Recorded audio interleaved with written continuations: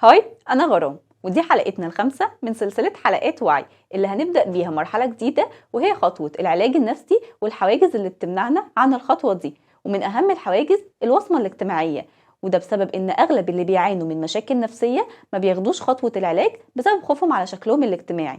فالوصمة الاجتماعية هنا هي النظرة السلبية والمعتقدات الغلط عند الناس عن الشخص اللي بيعاني من مشكلة نفسية أو بيروح لدكتور نفسي. فده بيخلي عنده إنكار للمشكلة النفسية وما بياخدش خطوة العلاج. فمن أهم أضرار الوصمات الاجتماعية هي إن هي بتأثر على طلبه للمساعدة، فبدل ما يروح لدكتور ويعالج المشكلة بسرعة، لا بيفضل خايف ويتأخر وبتسوء حالته النفسية أكتر. فالوصمات الاجتماعية بتتكون غالبا من التصورات الغلط اللي عند الناس والمجتمع، والتصورات دي اللي بيكونها الإعلام الغير دقيق.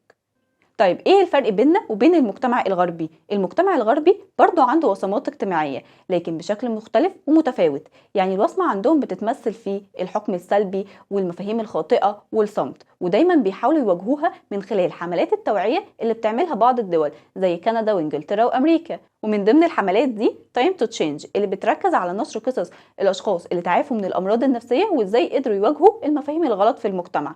ومن هنا لازم كلنا ندرك ان الوصمات الاجتماعية ما هي إلا عائق قدام صحتنا وسلامتنا النفسية. طيب نعمل إيه عشان نتغلب عليها؟ أول حاجة ننشر الوعي بيننا وبين اللي حوالينا، ما نتعايش مع الأفكار الخاطئة. تاني حاجة ندرك التوازن بين الصحة النفسية والصحة الجسدية، لأن طبعا لو حد عنده مشكلة في القلب مش هيتكسف يطلب المساعدة. وآخر حاجة ما ننساش إن وعي النهاردة أمان لبكرة.